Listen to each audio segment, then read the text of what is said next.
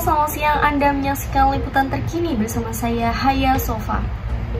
Pemirsa, berita terkini dari kelas KP5A yang melaksanakan pertemuan kelima mata kuliah teknik reportase dan investigasi berita bersama Bapak dosen Adi Kusuma. Pertemuan kali ini mereka melakukan presentasi kelompok pertama yang dipresentasikan oleh Sally Septiani, Satria Al-Ihsan, Ilma Mupiah, dan Handewi Ayu Pramesti. Mereka membahas terkait sejarah jurnalisme dunia dan Indonesia. Mari kita simak liputan selengkapnya.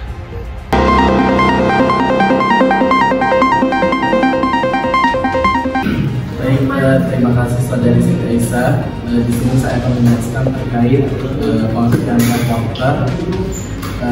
Seperti yang kita ketahui bahwa pada dasarnya kegiatan reportase ini tentunya melibatkan para jurnalis yang terlibat di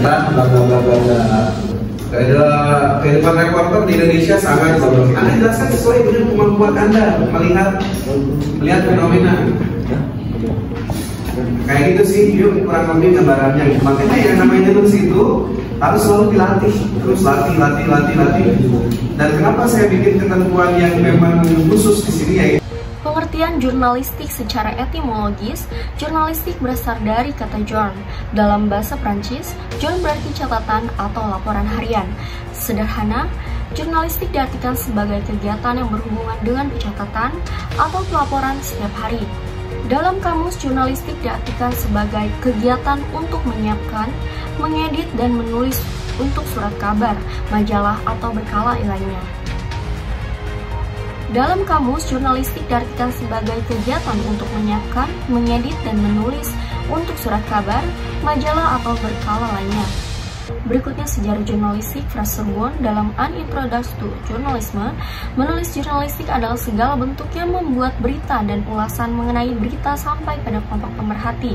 Onong Ujanda Effendi mengemukakan jurnalistik didefinisikan sebagai teknik mengelola berita mulai dari mendapatkan bahan sampai kepada menyebarluaskan kepada masyarakat. Tercatat, jurnalisme berawal kegiatan kekaisaran Romawi kuno membuat dan mengirimkan informasi yang berkaitan dengan kebijakan negara dan berita lokal ke sejumlah akta diurna atau papan pengumuman kekaisaran. Sejak saat itu, jurnalisme semakin berkembang. Pada masa kekaisaran Cina, tepatnya abad ke-8 atau tahun 911 Masehi, muncul surat kabar pertama yang diberi nama Jingpao atau kabar dari istana. Puncak kehadiran surat kabar dan media cetak lainnya terjadi saat Johannes Gutenberg menemukan mesin cetak tahun 1450 di Jerman, mencetak koran pertama dalam format koran modern seperti yang kita lihat selama ini. Kemudian berkembang di Italia memasuki abad ke-17 sampai 17, surat kabar dan majalah semakin menyebar ke seluruh dataran Eropa dan benua-benua lainnya. Puncak kebebasan pers ditandai ketika Amerika Serikat dan Swedia mengesahkan regulasi kebebasan pada pers di Inggris. Abad 17 telah dibentuk organisasi profesi penulis dan jurnalis. Organisasi berkembang dengan mendirikan kantor berita sekitar pertengahan tahun 1800-an. Dong perkembangan media pun sampai ke Indonesia adalah Tirto Adi Surjo yang akrab disapa Raden Djoko Mono. Mendirikan Mingguan Medan Priari tahun 1910. Tokoh pers nasional generasi pertama inilah yang mendirikan perusahaan penerbitan yang dimiliki dan dikelola sepenuhnya oleh orang Indonesia. Darah dan sangat diminati masyarakat, sejarah jurnalisme setelah Medan Priari mulai dikenal publik. Lahirlah Suryo Asia di Surabaya, Tahaja di Bandung, dan Sinar Baru di Semarang. Hilang dan sesaat setelah proklamasi kemerdekaan, media massa, baik cetak dan radio semakin bertambah banyak di Indonesia. Setidaknya saat itu lahir media baru seperti Sokara Merdeka, Berita Indonesia, dan The Voice of Free Indonesia. Bahkan pada 24 Desember 1948, Radio Rimba Raya di Aceh Tengah mengudara, menyampaikan informasi telah dideklarasikannya kemerdekaan Indonesia. Radio Rimba Raya inilah yang menjadi cikal bakal lahirnya Radio Republik Indonesia. Media merupakan sumber kekuatan, alat kontrol, manajemen, dan inovasi dalam masyarakat yang dapat didayagunakan sebagai pengganti sumber daya lainnya. Media merupakan forum yang semakin berperan untuk menampilkan peristiwa-peristiwa kehidupan masyarakat, baik tertaraf, nasional maupun internasional. Media berperan sebagai wahana pengembangan kebudayaan, bukan saja dalam pengertian pengembangan bentuk seni dan simbol, tetapi juga dalam pengertian pengembangan tata cara, mode, gaya hidup, dan norma-norma. Pelaku media tidak dapat dilepaskan dari kepentingan pihak-pihak yang terkait dengan sistem media. Pihak-pihak tersebut yaitu adalah pekerja media atau wartawan, pemilik media, pengusaha, audiens, masyarakat, dan keempat yaitu regulator pemerintah. Semua pihak yang terkait disebut stakeholder. Kepentingan besar yang mempengaruhi media pada dasarnya berujung pada dua kekuatan, yaitu kekuasaan politik, negara, dan kekuasaan ekonomi atau pengusaha.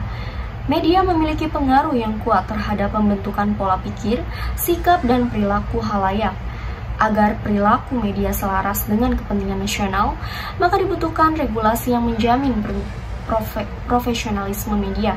Regulasi adalah peraturan yang harus diikuti oleh media dalam menjalankan peran dan fungsinya di masyarakat. Kode etik jurnalistik, kemerdekaan berpendapat, berekspresi, dan pers adalah hak asasi manusia yang dilindungi oleh Pancasila, Undang-Undang Dasar 1945, dan Deklarasi Universal Hak Asasi Manusia PBB.